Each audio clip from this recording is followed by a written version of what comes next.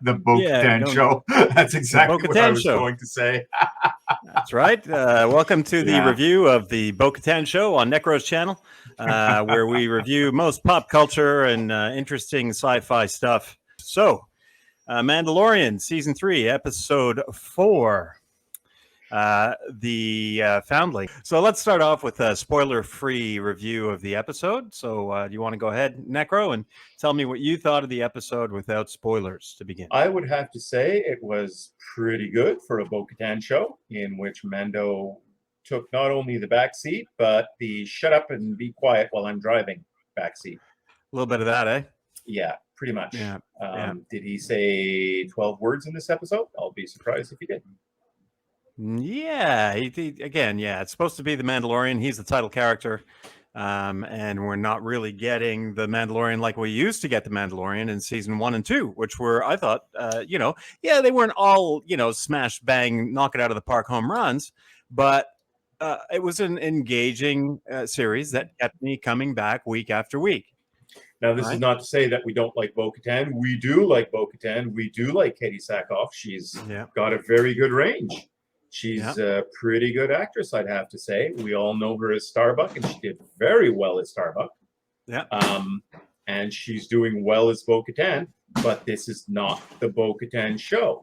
So if you want to showcase Bo-Katan, hey, you keep on Walt's Disney, you keep on announcing all kinds of series.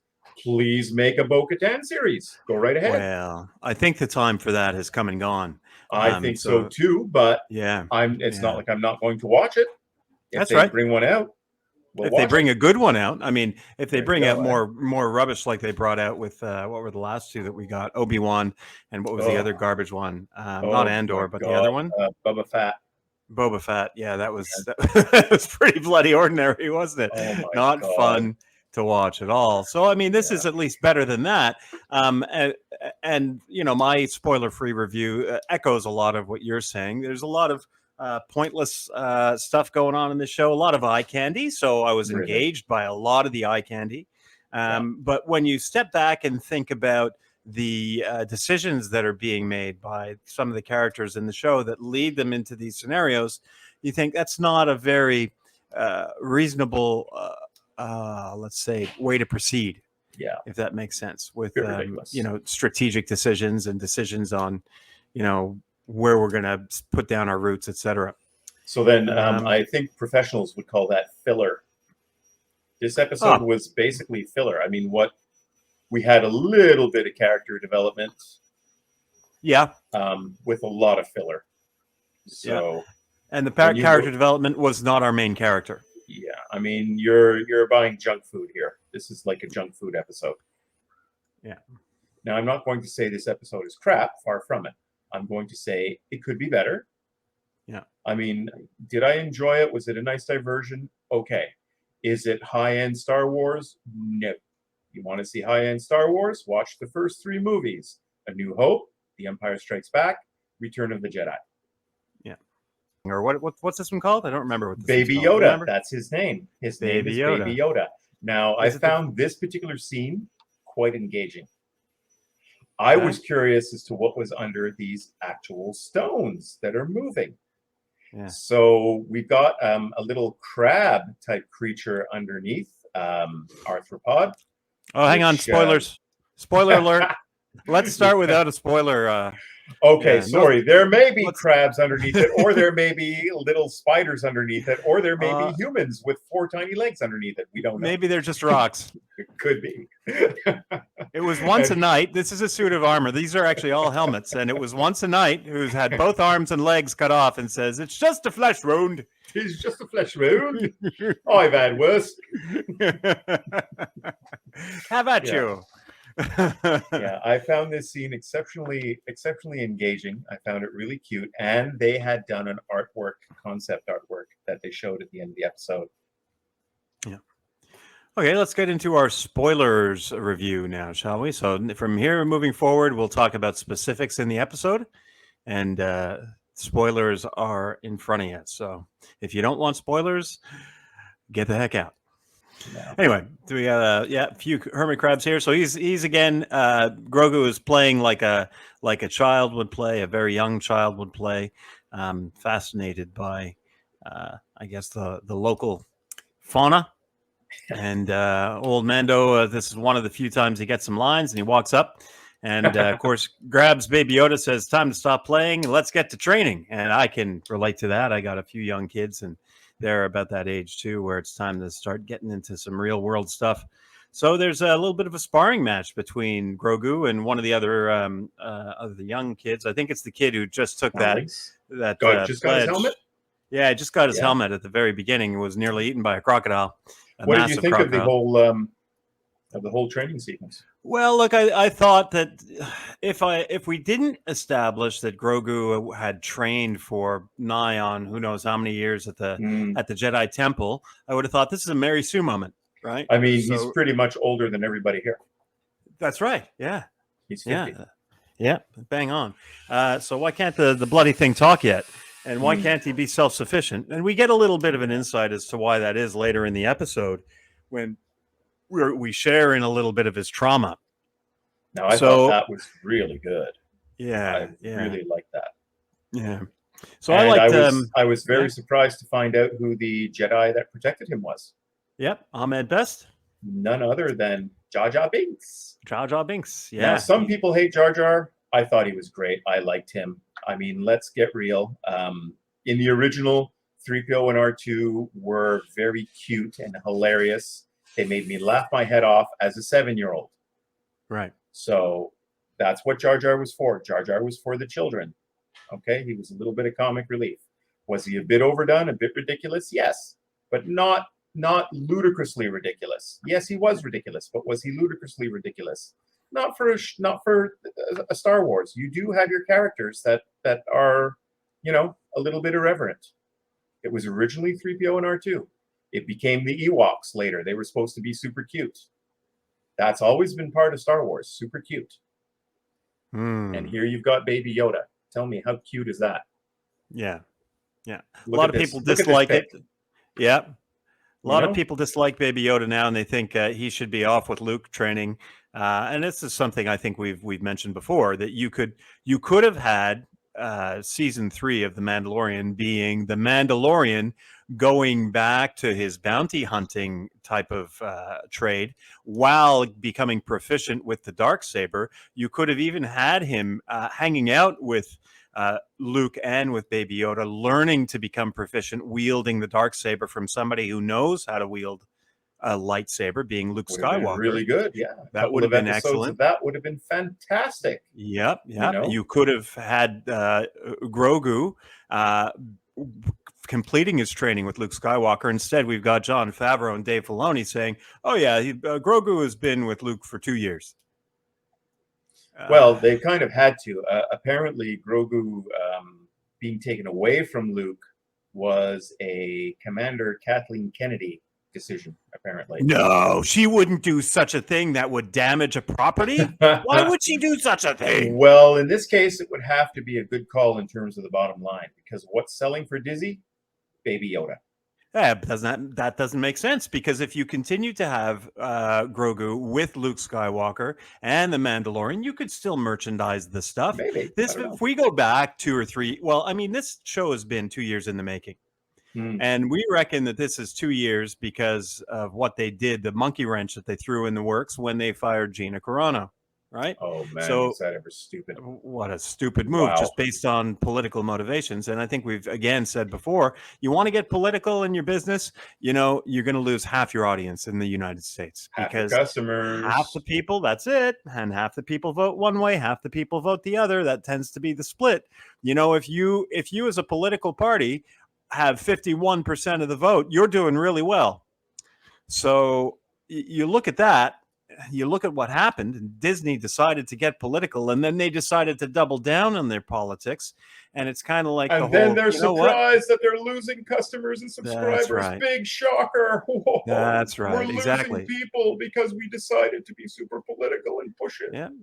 So don't be political, don't be woke, don't be, try to get on the latest bandwagon, which is all about virtue signaling. Just do what you do well or did well, which is create good, entertainment, wholesome entertainment. Exactly. That's and it. when we say wholesome, we mean non-political. That's it. That's what wholesome means. It means non-political, children could watch it. Children non-sexual. don't understand. Exactly. Children don't understand politics and sexuality. That shouldn't be in your shows. Oh, children are learning more from the internet these days. Well, good for them. You know, don't put that into your shows. They shouldn't be that. Yeah.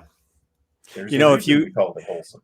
If you have a romance that develops in, let's see, if we think back to Star Wars. So was there a romance that developed that Han didn't go past? Eventually. Yeah, eventually. It took a long time, and it took three movies, didn't it? Until the very end when, oh no, I guess it was the end of The Empire Strikes Back. I Love You, I Know, right? Between Han and Leia. Yeah. So I guess there was that, but that's not really overt sexuality, is it? At all. I mean, I wouldn't say it at all. I mean, you've got dry kisses. Seriously. You know? Yep. So. Yeah, that's all that was. Anyway, so yeah, a bit of a Mary Sue moment, I thought, during this training sequence, where I do like how, you know, Grogu, you see his timid nature. Oh, Baby Yoda. Baby Yoda. You see Baby Yoda's timid nature. Baby Grogu, we'll call him anyway. You see his timid nature, how he's getting his ass handed to him, and then, you know, a little bit of a pep talk from the coach on the sidelines, being Mando. He says, "I've seen what you can do. Come on, time to throw down." And he throws down and kicks the crap out of the other kid, of course. Nice to see some Mando show there. Yeah. Anyway, so Mm-hmm. I thought that could have been interpreted as Mary Sue, but in the end, we can. I don't think so. Yeah, the Bo-Katan parts were good for a Bo-Katan show. Yeah, gosh, I do like Katie Sackhoff, even with her helmet on. She's so good. Yeah, you can see how she's. Yeah, her acting is coming through the helmet and the armor. Her attitude. And she was always one who could show great attitude. So good, fine. Yeah, enjoyed that. Now, I do have to wonder, though, why are these Mandalorians still training in the same spot where they know there's megafauna coming to kill them all? So that there's megafauna against the megafauna and have a test. Yeah, I suppose. I mean, it's kind of like, you know, let's put our hand in the fire and see how badly we can, how long we can stand our skin burning. But okay, then.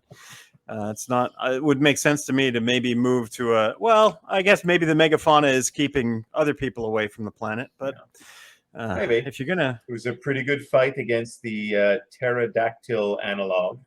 Yeah, I thought that was pretty cool. Yeah, and the 3 babies, quite nice. Interesting design they put on them, rather heavy on the head. If you're going to have a pterodactylus style body, you don't want weight on the head, do you? That's not very aerodynamic, is it? But it could be the thing where you have to accommodate the organs, like the eyes never grow, right? So that's why baby's eyes look so bloody big. Presumably, that's the alarm. Yes. Presumably. Well, let's wait till that stops. Yeah. Is that like an alarm to go to bed? No, that's the freaking fire alarm because somebody's making muffins. Oh, somebody. Okay. Oh, for fuck's sake. It's the proximity alert. Quick. Proximity alert. Yes. Drop the bombs. Proximity alert. Red alert. Red alert. Evasive action. Okay. All right. Presumably, you were going to say. Yeah. So presumably the skulls of these pterodactyl analogs are very lightweight, paper thin bone construction, so that they can actually hold their head in front. A little bit tall design, which is what we've seen in some species of pterodactyl. It's difficult to design alien species. You have to run off of what you know from Earth. It's very hard to imagine something entirely new. Yeah. There's nothing that I've thought of that anybody's been able to really manage that was new. Although I did come across one science fiction story that was really, really good. The best you could do is an insect arthropod-like species where most of the young were eaten by the parents, which is high selection. high Darwinian selection on a planet that has very few resources. And that does improve the species. The other species that the humans encountered were only about 100 years old because they evolved at a ridiculously fast rate. And they communicated to each other by having sex, basically. It was a very interesting concept. And they said, well, we're talking to you here, but on our ship, the simulation of you is having sex with our ambassador. So that's wonderful. It was a really, really cool, like, whoa, nobody's ever thought of that before. What a, that's good science fiction is something you've never thought of before. Yeah, so that's true. Please, I was going to say Bubba Fett show, which is what this was supposed to originally be. But Mandalorian, show us some stuff we haven't thought of before. Okay, you've got a great creature underwater that Bo-Katan saw, not the Mandalorian. No. Bo-Katan saw him. So clearly she's going to become the new leader because she's so amazing. She definitely deserves the Darksaber. And, the stupid guy doesn't deserve it. But the strong, independent woman needs it.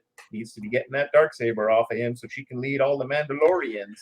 Well, let's see how this goes. I think maybe this whole season might turn out to be filler because of what is going on in Disney at the moment. All right, we just lost Victoria Alonso. Thank goodness. And when I say lost, I mean we just gained the loss of. Yes, I'm being very polite, hyper polite when I say we've just lost Miss Victoria Alonso, who was, I don't know, was she 2IC at Marvel? And it looks like Feige pushed her onto us into a tiger trap just to save his own skin. So, and she was, of course, the one who said she had a sit-down meeting with Bob Chapek for 45 minutes when, again, getting political, when the parental rights bill was in question in Florida. And she was very against the parental rights bill. And she convinced Bob Chapek to come out against the parental rights bill. And then go figure, now we see what's happened to Disney as a result of it. So her head is the first high-profile head to roll since Bob Chapek has been let go, right? So I wonder how this is going to proceed. Are we going to lose Miss Kennedy? Because we know that Indiana Jones is a bloody debacle. How many times has Indiana Jones been pushed back? Doomcock on his channel says there are 7 different endings for Indiana Jones, 7 different stories because of their scrapbooking storytelling technique that they now use, which is makes you a bit curious if they're doing it for this series. Yeah, I wonder if they're using scrapbooking here as well. I don't know, because the series seems to be knit together basically okay enough, aside from the last episode. That last episode was just a train wreck, right? Yeah, and boy, it was a slow motion train wreck too. Wow, I mean, who did that? What were you thinking? Clearly, the bookends of Mando in the Bo-Katan show part didn't belong on that episode at all. No, I mean, you could have done a standalone episode of, what are you going to call it? The Darkness Grows. If you go back and you watch Empire, what I loved about Empire is you start all in the same location. You start on Hoth and you stay on Hoth for a while. And then everybody departs Hoth. And then sometimes you're with Luke, right? Sometimes you're with Han and Leia and Chewie, right? They're inside the belly of the beast. They're running from the Empire through the asteroid field. Luke is training on Dagobah and goes into the dark cave. Oh, then you know what I mean? So that's what I really liked about Star Wars is when your heroes get split up or when your subjects get split up, you'll follow one story for a short time and then you'll follow another story for a short time. And they did the same thing in Jedi, didn't they? Pretty much. They did. Yeah. So, I mean, that was a really good, engaging storytelling technique. And I mean, it's how you do chapters in books as well, isn't it? You'll follow and I would one have character. to say that in Return of the Jedi, one of the storylines was Darth Vader. Yeah. Oh, definitely. Yeah. I'd agree with you. Yeah. What is thy bidding, my master? Right? Yeah. Absolutely. So that's one way they could have solved. At least made last episode a bit better. Maybe intercut some of this stuff going on in it. If you're going to do but I guess again they ran into an episode length issue where they had 40 minutes. I mean, but you who can knows continue what's the going story. on? Well, they could have cut that last episode, the Imperial Darkness. They could have cut that into 4 chunks of 10 minutes and pasted it on the end of something like this after the credits. Fine, a bonus, you know. Well, maybe Favreau's just not good at putting together episodic stuff. Maybe he's a very good screenwriter for a 2-hour story, but when it comes to a 30 or 28-minute story, he's falling down a little bit. I don't know. I really don't. He's got to go watch some old. I really don't. He's just got to go watch some old episodes of the A-Team. That was or Knight Rider. That was episodic television that kept you coming back week after week. Anyway, so I'm with you with the Bo-Katan show. You know, all the Mandos that once this kid, the pterodactyl comes and grabs this kid and disappears, and then the Mandalorians can't follow it because they ran out of fuel halfway through, like last time. Where's your ship, Mandalorian? Where's your Naboo starfighter? Your N1 starfighter, right? Incredible how they run out of fuel at the right moment. Okay, right. But it was entertaining though. The fight. Several Mandalorians, bringing down one gigantic Quetzalcoatlus analog. Okay. So you mean later on when they caught the parent? Yeah. Well, they had to wind up killing the parent eventually. The 3 babies. Oh boy, because and that was good because I had thought to myself, but I'm much older and I'm trained in biology. Those babies are going to die without a parent. I thought the same thing. We only saw one parent. Yep. So those babies will die without a parent. But what do? Oh, they bring the babies in. 3 of us are going to be learning how to fly on the back of a pterodactyl analog. Wow. Well, they're foundlings. Yeah. So maybe they'll get Mandalorian armor. I don't think they're that smart, but they'll make good mounts for the Mandalorians, won't they? The original Boba Fett had appeared in the Star Wars Holiday Special, riding the back of a giant lizard. Oh, yes. Yeah. Riding a dinosaur, essentially, with his pulse rifle or whatever the hell that thing was. Riding a giant lizard. This part of the whiteboard in the Kathleen Kennedy room with dinosaurs written with exclamation mark. That's the only thing about dinosaurs which has turned sour in my mouth. Yeah. Well, look, if we back it up a little bit, so there's another one of the moments where I thought, what the hell am I watching? When they sit in camp, they're trying to rescue a kid who has clearly been kidnapped for hunted for food, and they decide to camp rather than climb. You've got technology in your helmets with different types of spectral abilities. You can see thermal imaging. I'm sure you've got infrared, and you can see at night, right? I'm sure you've got a night vision, so you can continue the journey and climb.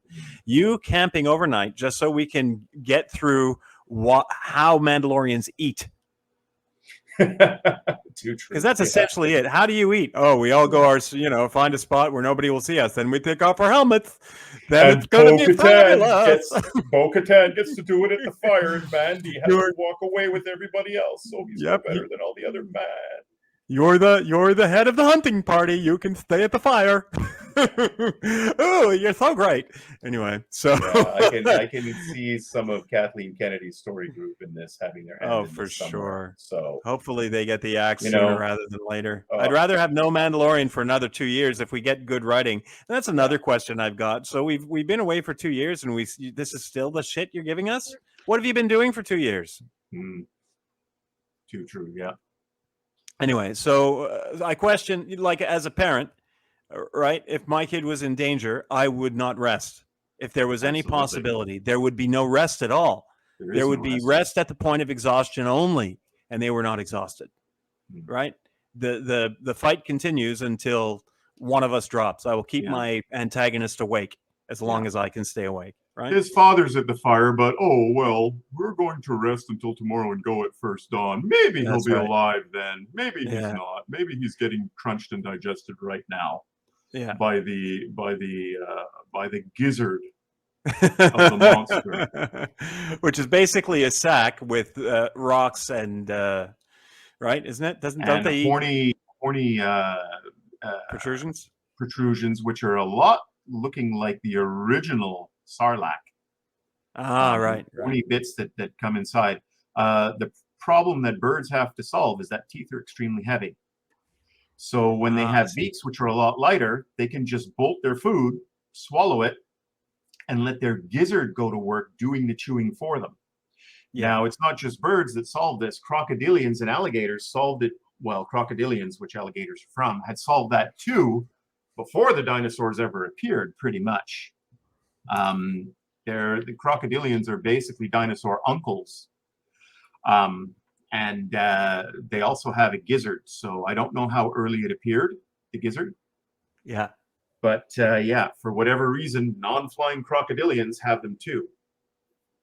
Yeah. There was a species of crocodilians that had extremely long legs at about the time dinosaurs were appearing. So here's something I don't get. Here, this section right here. It's a rather large head. Yeah. Look at this. Looks like an aquatic nose. Yeah. He's supposed to be rather digested by now. The idea of a parent bird or reptilian is to mostly digest the food for the young and regurgitate it 50% digested.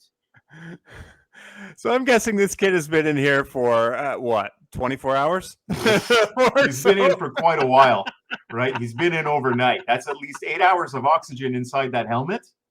Okay. And he comes out. Blah! And not a single bone broken. Yep.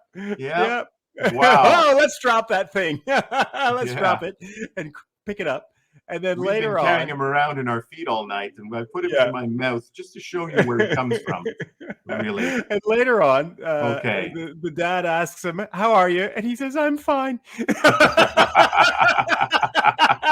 Sorry, dude, you're not fine. I'm not all traumatized, Daddy. So that's a bit again ridiculous. Yeah. Here's something I wanted to talk about. So again, we have the Order 66 scene. Like, yeah, right. We got Order 66. Very nice use of two sabers at once. Yeah, and we've got Ahmed Best doing a really bang up job, and like I think he's gotten a pretty raw deal. A lot of people really don't like Ahmed Best, and he hasn't really gotten anything for acting in Star Wars. It happens to a lot of Star Wars actors, unfortunately, where they don't get any favors done for them after the fact. But man, what a great scene. I mean, you just look at that badassness right there as he's deflecting these blaster bolts off. Yep. You know, and he even puts his sabers in the prepare position there, just as we lost it, the last part. Yeah. Anyway. Which you can adapt to. I mean, look at him. You can adapt to a bow staff.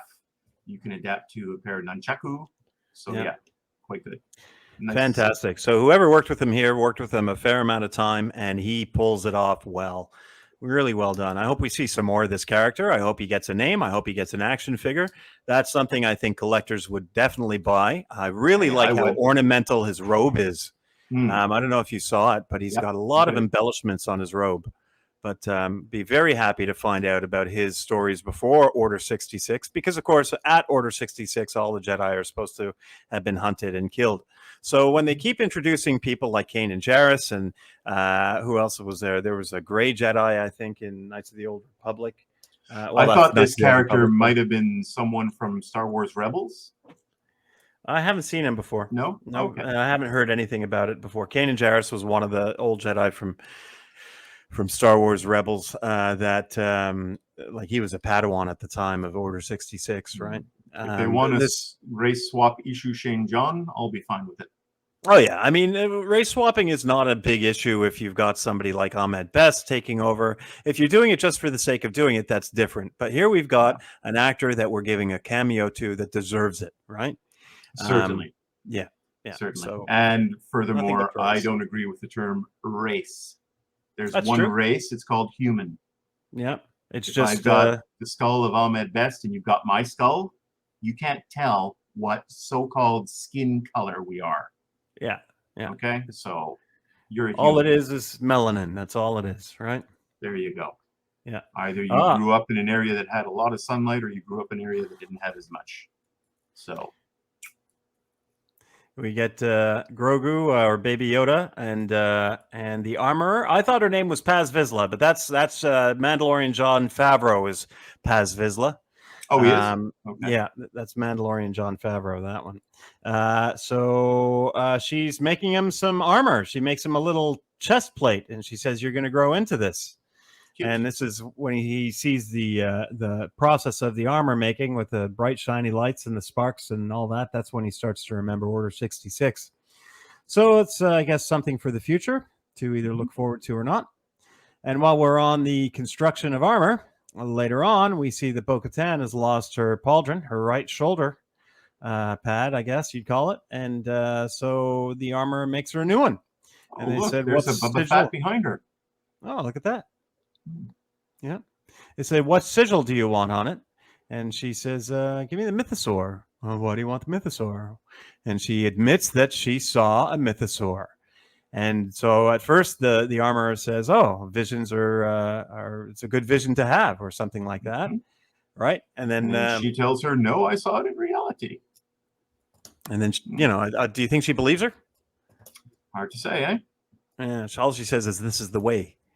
So it's hard to say if she believes her, but hopefully we pursue this story a little bit. What might happen is, again, we might get filler episodes until Kathleen Kennedy is out of the picture and Jon Favreau can go back to doing the series the way he wants to do it before, when Mandalorian, and they can develop another Bo-Katan show. That'll be great. Sure. I'll watch both. That would be great. I would watch both of those. Turn the Mandalorian into the Bo-Katan show, it's going to tick me off. You've lost me. Yep. Don't pull that shit. I'm with you. Just to let you know, Dizzy. Yeah. And then, come back and apologize to Gina Carano, hire her back, and then you can have your Rangers of the New Republic show. And we'll watch that too. We'll watch all three of them. We'll buy the action figures for our kids. Yep. Right? And our nieces and nephews. So your choice. Yep. The ball's in your court. Get rid of Kathleen Kennedy. Get rid of the woke people. Clean house. Do some brainwashing, because it needs to be brainwashed. Brainwashing in the positive sense of the manner. Start making it positive entertainment, wholesome entertainment for children, and you'll get the adults too. There you go. Just like Star Wars did. And just as Lord Doomcock says, without respect, we reject. That's right. With respect, we're going to crown you. Yeah. You'll get the money you wanted. Yeah. That's right. Yeah. So I would say that's it for this episode. I think so. Look forward to the next one, and even in a Star Wars show, live long and prosper. Sure, sounds good to me. All right, thanks for having the chat, Necro, and let's come back and review. Do you think we'll review the next episode of Picard at some point as well? Much obliged. We will hit Picard. I'm going to watch it now. Good show. All right, all the best, man. Take care. Take care.